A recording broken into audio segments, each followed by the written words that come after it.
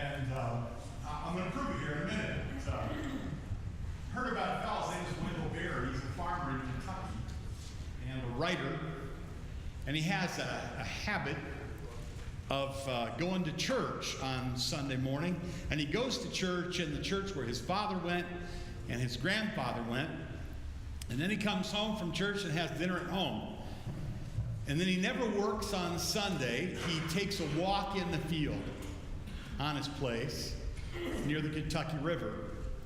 And then when he comes in from his walk, every Sunday, he sits down and he writes a poem about what he saw on his walk.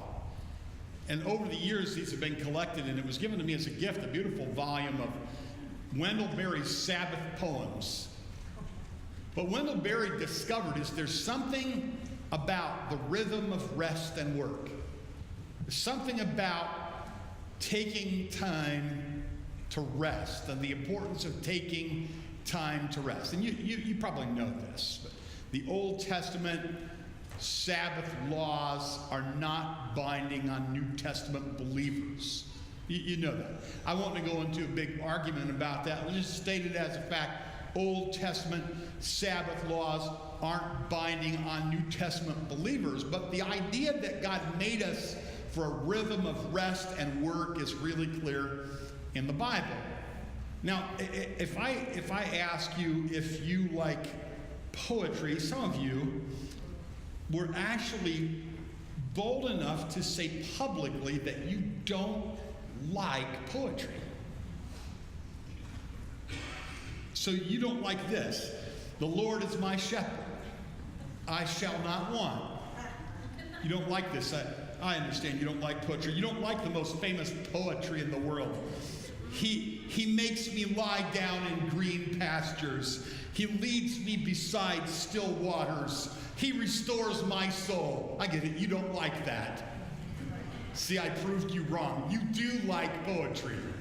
Because you like songs, and songs are poetry, and they express the deepest longings of the human soul. Just like this one, it expresses a deep longing in our soul. Wendell Berry understood that, why he writes his Sabbath poems and why we like them. He makes me lie down in green pastures. He leads me beside the still waters. He restores my soul. It used to be my job to walk our dog Hazard every day. I didn't ask for this dog, but he got brought home, and it was my job to walk him every day. In the other place where we lived, I was pretty faithful at walking him every day. He's just a little dog. He's so small, and I'm not small. And so it was not uncommon for me to be out walking this dog and for strangers to stop and look at me and go, dude, you need to get a bigger dog. You're a big man, and the dog is so small. Guys in my church would stop, and they would say, you need to get a bigger dog. But I didn't want a dog at all, big or small. But Hazard's been a great companion, and he has this habit. It's so cool. If you walk him on a hot summer day, you know, he'll just be walking around. He's real eager. He'll be out ahead of you. We're walking along. But if you've walked him for a while, and you come to a place where there's a shady patch and maybe high green grass, he likes that place, and he'll just lay down there.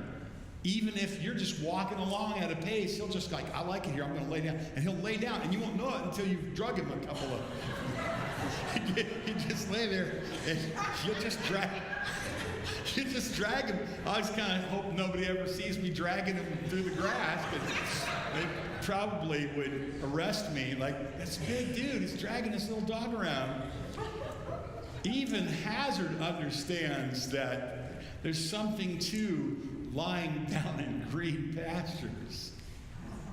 And you know there's something to this idea of needing your soul restored from time to time. And what's interesting to me is this is one of those commands of Jesus. And it illustrates the fact that I want to clarify today, that the commands of God are good for us. God's commands, we should eagerly lean into them because they're good for us and because they were made for us. This is true about the original, Sabbath command. It's interesting to study the Bible. In Mark 2, in Mark 3, in Luke 13, and in Luke 14, in John 5, and in John 9. These are 6 places where stories happen in the Bible where Jesus did something good on the Sabbath, and the religious guys opposed him because he did good on the Sabbath. They called him out, but they did it in a way that's interesting. For instance, in Mark chapter 2, his disciples are getting like some snacks of wheat as they're going through the field. And the Pharisees object. And Jesus says to them, "Don't you care that the men were hungry?"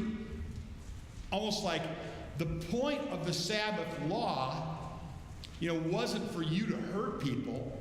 It was for God to help people. These guys were hungry. In Mark chapter 3, Jesus heals a man with a withered hand. On the Sabbath, the Pharisees, the religious order of the day, objected that he would heal the man with a withered hand. Can you imagine if you were if you were the mother of the man with the withered hand, and your boy was healed, and then the religious guys objected to that? And it was worse. They plotted to kill the man. You can read it. It's in the Bible. In Luke 13, there was a Jewish woman who was bent over for 18 years.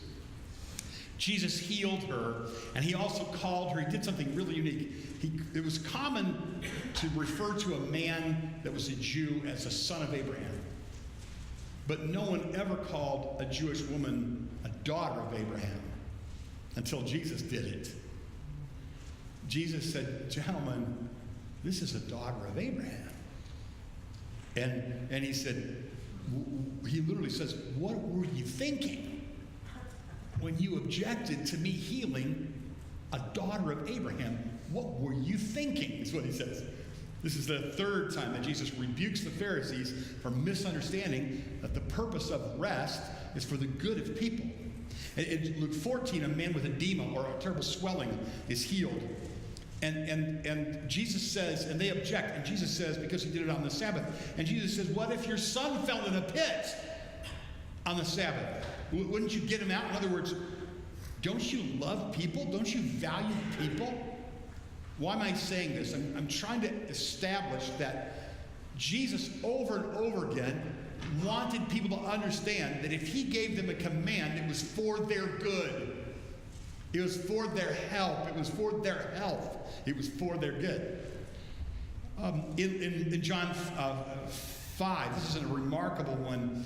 A man was afflicted and lying by the pool of Bethesda for 38 years. Could you imagine this? 38 years. After 38 years of being afflicted, Jesus heals him. And the Pharisees object to this. Jesus' answer to that was, "Do you know who you're talking to? Like, I'm the Lord of the Sabbath. I'm the Lord of everything. I'm your Lord. I'm his Lord." This guy was, your religious prejudice has blinded you to who I am and what I'm doing. I studied through the book of Matthew, taught through the book of Matthew, and I was surprised to discover that Jesus really warns against legalism on almost every page of the Gospels and almost every page of the New Testament. Distorting God's law is a really bad thing to do. And this is an example of that. The reason that he gave the Sabbath law was for the good of man. It was actually to point to Jesus, who would be our ultimate rest. And Israel had this Sabbath law that would be good for them and would also point to Jesus, who would be their ultimate rest. And we're to see it that way too. And then in Mark chapter 9, we have the healing of a blind man. And Jesus sarcastically, remember this, the blind man asked, when they object to him, the blind man says, "Why are you asking all these questions? Do you want to follow him too?" And the point is, in every case, when people objected to Jesus doing good things for people on the Sabbath, he rebuked them. Martha Dawn is a gifted Bible teacher, and she wrote a book about the Sabbath, and the idea was not that she believes that the Sabbath, the Old Testament law of Israel, Sabbath laws of Israel are binding on the New Testament church, but that there's a Sabbath principle. Does this make sense to you? That because God made us this way, there's a sense in which all of us should build into our life a sacred rhythm of rest and work. And she wrote a beautiful book on that called Keeping Sabbath Holy, W-H-O-L-L-Y, keeping Sabbath with all of your heart. And in her book she said, God did not tell us to keep the Sabbath holy to spoil our fun. He told us to keep the Sabbath holy to deepen our joy. And what I'm getting at is kind of neat, and that is that I believe this, and most Christians do, that the idea of this sacred rhythm of rest and work, of a Sabbath principle, when in a New Testament context, in a context of grace, we choose to place it into our life in some way, that it's a healthy thing for us. It's a good thing for us. And so I have 2 points in my sermon today. I'll tell you what they are in case I fog it up later and you can't tell. And that is, first, you should find rest in Jesus Christ for your soul. You should know that you have rest in your soul through Jesus Christ. How many of you, don't raise your hand, but how many of you right now, if I said to you, do you ever have a problem with worry or anxiety? This would be especially for all of you. You have a problem with worry or anxiety? Okay, let's begin with this. Do you have rest for your soul in Jesus Christ? All of that Sabbath idea was to keep pointing to the one who would allow you to have complete and total and absolute rest in the deepest part of you through Jesus Christ. You know that you're right with God. You know that your sins are forgiven. You know that your future is secure. You are at rest in your soul. That's got to help you if you wrestle with anxiety. Go back and say, wait a minute, I'm a child of God. My future is bright. I have confidence that I'm right with God. I have confidence that my sins are forgiven. My rest is not in my performance. My rest is in Jesus' performance on my behalf when he died. Does that make sense? So we're getting at that. That's the first point then, is to find rest in Christ. And the second point, which I'm going to make a little bit later, is this, and that is you should practice rest in your life because of this. But we'll get into that in a minute. I'm making it sound like this is going to be a really long message, and I promise it won't be more than 2 or 3 hours. So find rest in Christ. Take your Bibles and notice this, where this is commanded by Jesus in a really interesting way in Matthew chapter 11 and verse 28. This is one of those delightful commands of Jesus, like when Jesus commanded people to observe the birds. One of my favorite commands of Jesus is, I'm commanding you to pay attention to the birds. You could make a lifelong avocation of that, by the way. And a delightful one. Jesus said, think about the birds. Jesus said, I want you to think about the flowers. That's the command. This one is like that, right? It's just like, that's an interesting thing to command a person to do. Jesus is talking to people who are trying to decide who are they going to root their religious affections in, who are they going to trust, who are they going to believe, who are they going to follow, right? And he says, follow me. He said, follow me. He says, come to me. This is Matthew 11:28. Come to me. He's like saying, I know that you're burdened and tired and labored and so forth. He says, come to me, all you who labor and are heavy laden. What's the rest of that say? And I'll give you rest. I know what you're thinking. You're thinking, oh man, that'd be good because I'm working 6 days a week and taking overtime, and when I get home, there's work waiting for me there too. But he's saying something more than that. This is internal. Take my yoke upon you, learn from me, for I'm gentle and lowly in heart, and you'll find rest for your soul. So, physical rest is a beautiful thing. But even if you have physical rest, even if you can afford to go on a nice cruise or take, an extended period of time off and go to an idyllic place, if you have turmoil in your soul, you're not at rest. Yet you could be working overtime and just be in a season of tremendous work. And yet, if you have rest for your soul, in your soul, there's a health in that. And that's what Jesus is saying. When you follow me and you learn of me and you take my yoke upon you and you learn of me, what you're going to find is your soul is going to be at rest. You are not going to be laboring under the burden of your sin or false expectations or fear about the future. You don't have to do that. This is great for those of you who struggle with anxiety and struggle with worry. You might want to meditate on this command of Christ. He says, come to me. And he says, take my yoke upon you. And he says, learn from me. He says, I'm gentle. I'm lowly in heart. You find rest for your souls.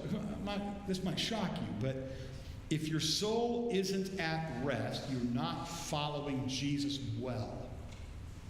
If your soul isn't at rest, you might not be following Jesus at all. If the Jesus you're following is a demanding taskmaster, you have perverted who Jesus is. I'll give you a quick example.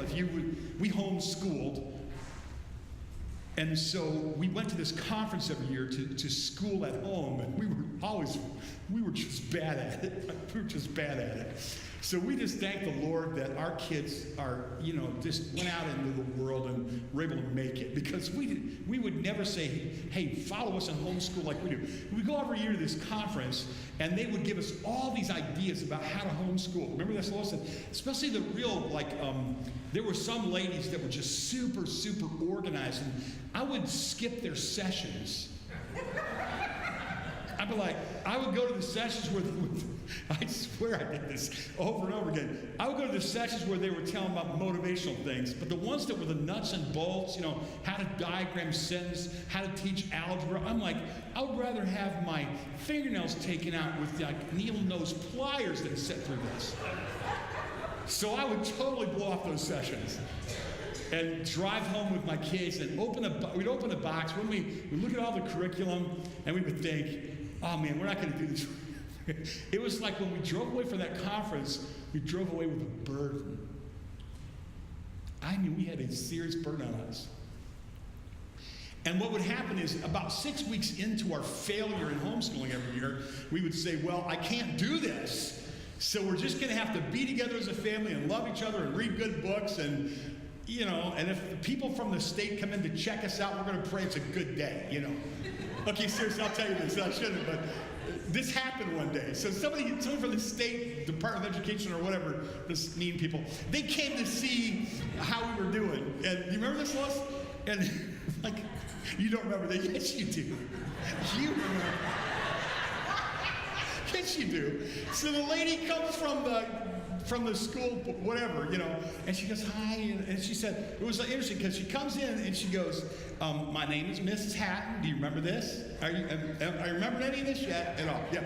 Mrs. Hatton, and that's Lois's maiden name, Hatton. Lois over there sitting there, I wish this was my name right now. But anyway, so she said, my name is Hatton. I thought, well, that's interesting. And it was of all the years that we homeschooled, it was the one perfect homeschool moment we ever had. There was, I think it was Bach on the stereo, little candles were burning, there were fresh cookies on the counter. Kyle was over here, and he had his little curriculum laid out in front of him, and he was doing his thing. It was the one perfect moment. She walks in, and she talks to us for a while, and she basically says, this is wonderful, and leaves, and we're like, well, thank the Lord for that. It's I wasn't going to tell you all that. But my point was, I got so that this organization would have me speak at their homeschool conferences. So I would speak at the plenary sessions, just 2,000 or 3,000 people. I was looking forward to this. I would go to that conference, I'd go, listen to me. If you go home with a burden, you didn't get it from Jesus. Because Jesus doesn't do stuff like that. His yoke is easy, and his burden is light.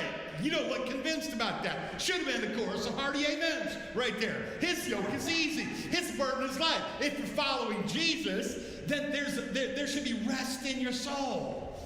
And so I discovered that it was kind of fun to go back. Matter of fact, it was the last time they asked me to come back and speak. And for some odd reason, and I basically said, hey, the talks that I gave were, were just like this. And this applies to a lot more than if you're crazy enough to try to teach your kids at home.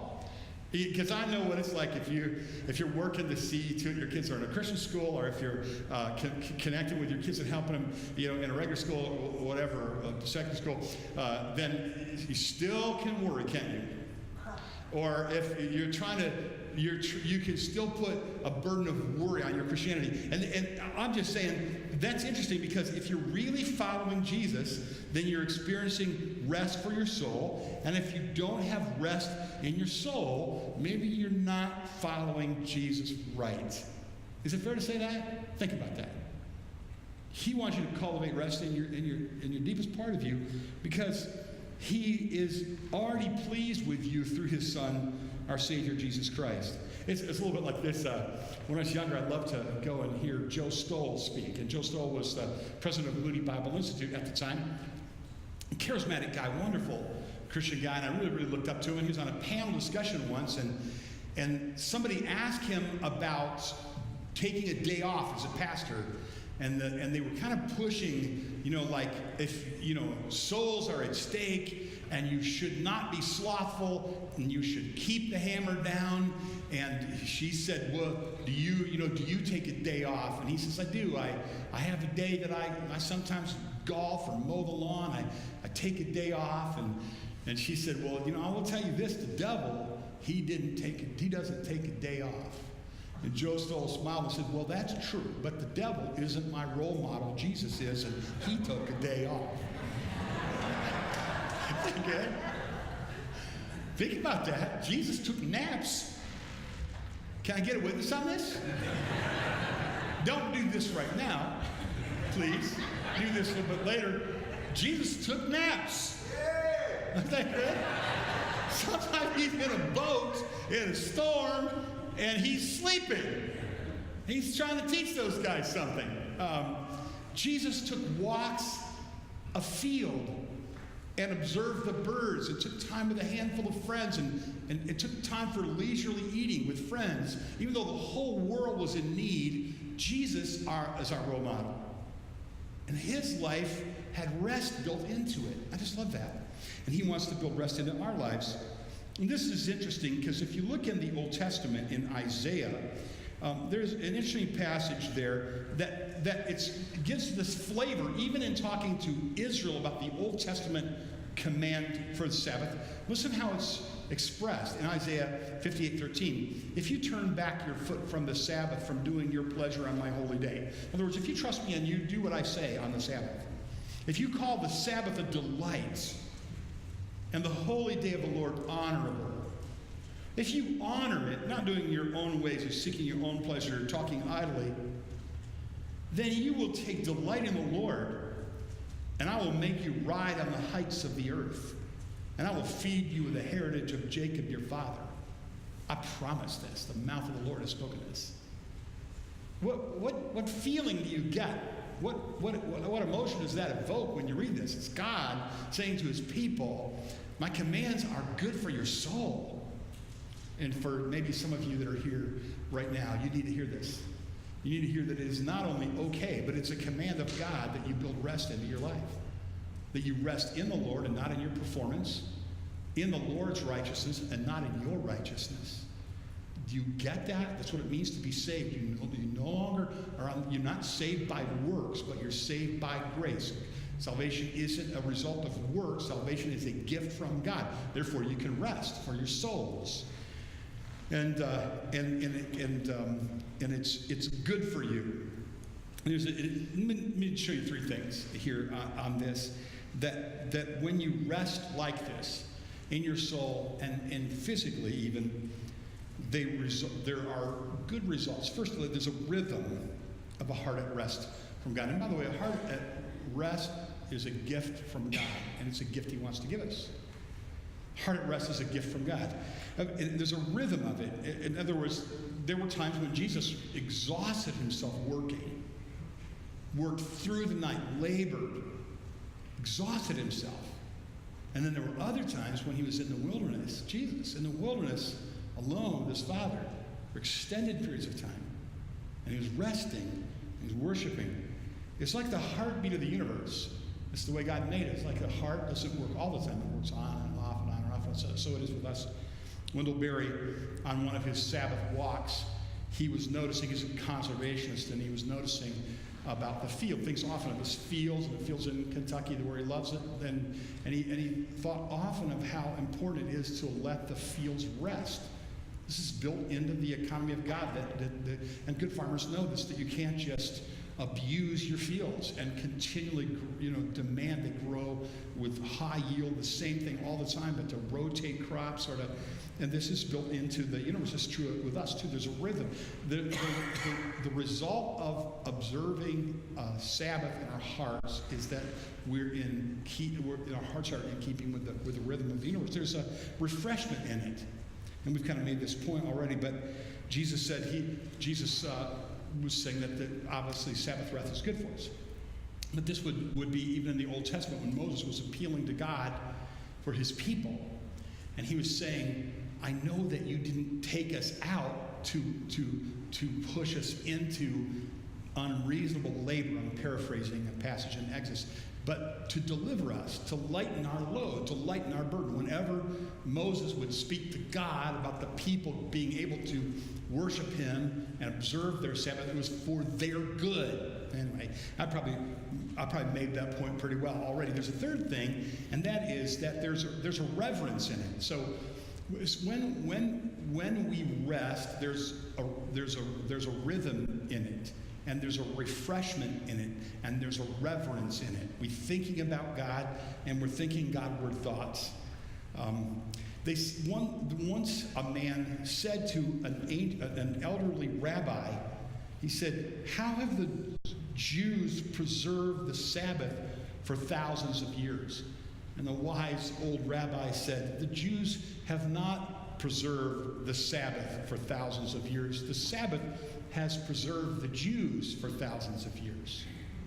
Eugene Peterson is a pastor who just recently went to be with the Lord, and someone that I admired and loved to read his things. And when I was a young pastor, he wrote an article about how much pressure there was in his church to always be there, always on call, always available. And his wife said to him one day, sometimes you're just not very nice. You're cross, you're moody. I think you need to take a day off and practice a kind of rhythm of rest and work. And so they decided that what they would do is that on Monday they would not maintain regular office hours, but that they would get up together, they would go to a state park, and they would take a hike, and they walked out. They said their practice was to walk out for the morning without speaking. And the two of them would take this walk in this beautiful place without speaking until noon. And then they would stop and they would have lunch together, and then they would talk on the way back to the car. And the rest of that day, they wouldn't take regular work unless, of course, it was an emergency. And he said after that, his productivity shot up, and he said his wife said he was a lot easier to get along with, too. And what's interesting is, Eugene Peterson is the guy that did the translation of the Message Bible, the paraphrasing, tons of other good writing. He was a very, very, very productive man, but he wasn't as productive until he learned to take a day off, and when he could. You've heard maybe this, and you've read this book or heard about this book, The 7 Habits of Highly Effective People. And you remember that one of them, there's one of them that reminds us of the Sabbath. Do you remember what it is? Anybody? It's sharpen the saw. The principle of highly effective people, they stop their work to sharpen their tools. Sharpen the saw, right? And Stephen Covey didn't come up with this on his own. Spurgeon talked about 150 years earlier. Spurgeon didn't come up with it on his own either. He came with it from the Lord. But here's what Spurgeon said. Spurgeon, the great Victorian era English Baptist pastor, he said, look at the mower on a summer's day. He has so much to cut down before the sun sets. He pauses in his labor. Is he a sluggard? He looks for a stone He begins to draw it up and down the side. Rink-a-tink, rink-a-tink, rink-a-tink. He's sharpening his blade. Is this music idle music? Is this farmer wasting precious moments? How much he might have moaned while he was ringing out those notes on his blade. But he is sharpening his tool, and he will do more once he again gives his string to those long sweeps which lay the grass prostrate in rows before him. Even thus, a little pause to prepare the mind for greater service in a good cause. And we know that Spurgeon was only illustrating what Jesus taught about the Sabbath. Sharpen the saw. Stop and calibrate your soul. And so, this is the first point. Find rest for your soul in Jesus Christ. And this will help you if you tend to worry. And second, cultivate rest, actual physical rest in your life. Build in I heard advice from an 80-year-old man once, and I loved it, so I wanted to hear it anyway. I took his advice. He says, every once in a while, take the scenic route. If you know me very well, you know that I believe that. I was in South Bend one day, and I pastored in the Detroit area. And where I pastored, I was grateful to pastor there, but you had to drive 30 minutes to find anything pretty. And when you did that, it was like a metro park. It wasn't a real countryside. It was a fake countryside. And so I was going to drive home on an October day from South Bend to the Detroit area. And you could go 94, and if your conscience allows you, you could go up to maybe 80 miles an hour without getting in too much trouble. Don't tell anybody I said that. Police officers are back there going, thinking no to that. Staying with the flow of traffic safely, you know.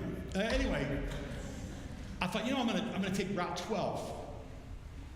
And it's going to stop in every little burg, and I'm going to find places to eat along the way. And I remember that day in the October of the year. It was cool. I turned the radio off, and I rolled the windows on my Jeep down, and I drove Route 12 all the way across the state. And it took my time. It took a lot longer. What was interesting was that I didn't know God was going to bring me back here, but I was going to stop in Jackson because there was this big used bookstore, and I need books because I only have a few thousand of them, and so I would always stop at the bookstore. And I'm not really proud of this, but then I would go to Schlenker's because, well, you just do, And I would eat really bad food really bad for me, but only every once in a while.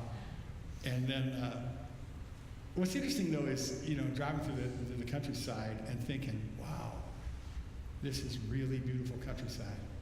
This is good for my soul. Of course, I didn't know I would move here and live in that countryside, and my commute to work every day would be through those very places. God does care about you. He does love you. He does want you to work hard. He does want you to produce things, but he doesn't need you to. His kingdom doesn't depend on you, right? You depend on him. You get to be a part of it, but it's not all dependent on you. The stuff that you need most requires miraculous work anyway. The stuff that really needs to get done only gets done if God does it anyway. So you might pray more and work a little bit less. You might go ahead and just think, I don't run the world. Jesus runs the world, so I'm not going to act like I run the world. I'm going to actually take a day off every once in a while. I'm going to pay attention to different kinds of birds and different kinds of flowers. So build in times of rest and places of rest and implements of rest. I was down in Kentucky years ago, and we had 8 kids, so that's busy all the time. So you're pastoring a church and you're trying to make that work, and then you have 8 kids, and so there's never really a time that's really very quiet, unless they're all asleep. And I learned to get up really, really early so I could write. I get up every morning at 5 so I could write for a few hours before they woke up. After the kids kind of grew up, I kept getting up at 5, and I remember one day thinking, why am I doing this?